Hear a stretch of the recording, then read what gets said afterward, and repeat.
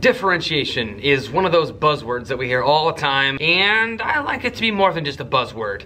In today's teaching tip video, I'm going to share with you my classroom tour of my mission boxes, we'll call them, to sort of give you some insight on how I differentiate, what goes in the mission boxes, all that stuff.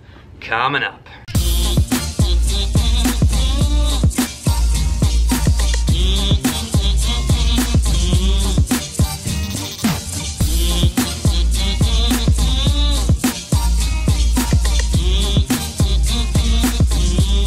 So in my classroom tour video, I got a lot of questions about these bad boys right here, and I even asked you for some help. I called them work boxes for so many years, and I decided to reach out to you all, my community, and ask you what I think, what a cooler name, a better name, and you came up, many of you said, call it mission boxes, and I think that's awesome. So that's what we're gonna call them. We're gonna call them mission boxes.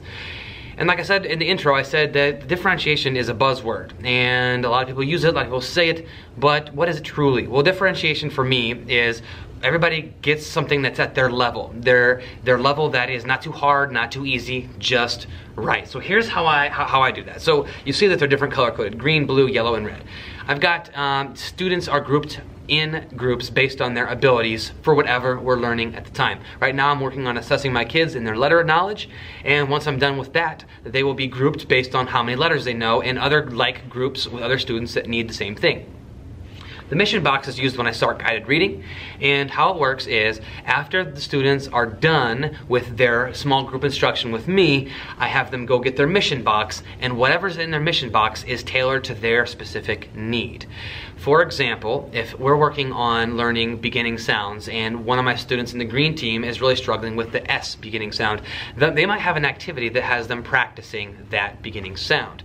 And so I will have it differentiated by group. The green team will be working on something different than the blue team, and then the yellow team, and so on, but it's even differentiated even more based on individual student. The mission box right here gives me that ability. What's in the box? Well, what's in the box is whatever they need for that activity and nothing more. It can be tempting to have everything that they would ever need in that box. Glue, scissors, everything. Let me tell you why that's not a great idea. Because if they have all that extra stuff, they could get distracted, they could play with it, it could be overwhelming. So if they just need a pencil, that's all they'll have in there for that day. If they need glue and scissors, they'll have it. I do put a box of crayons in there at all times, just in case if their pencil breaks, they'll always have something to write with and they won't need to bother me. There's also a question about flexible seating.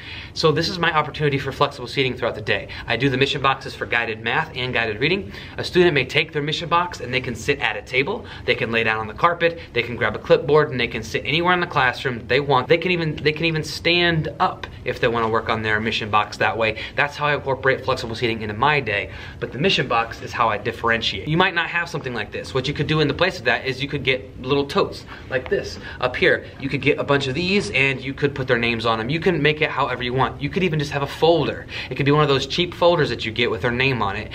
Whatever you need to use, but the idea is it's individual work for that student, and it should be review. It should not be anything that they have to ask you any questions on, because if you're trying to teach a small group lesson, you can't have kids coming up to you and asking you questions. So it has to be something that's at their level, not too hard, not too easy, but something that they're familiar with. Oftentimes what I'll do is before I send a kid to do their mission box, I will explain to them what's in it. I'll say, today in your mission box you'll find this, and this is what you need to do. And I'll show them quick how to do it, and then I'll send them on their way.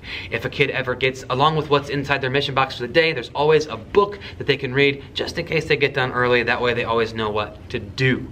So that's my mission boxes. That's that section of my classroom. And that's how I differentiate for all of my students. If you like this video, make sure to give it a big thumbs up. And as always, make it a great day, teachers, and see you next time.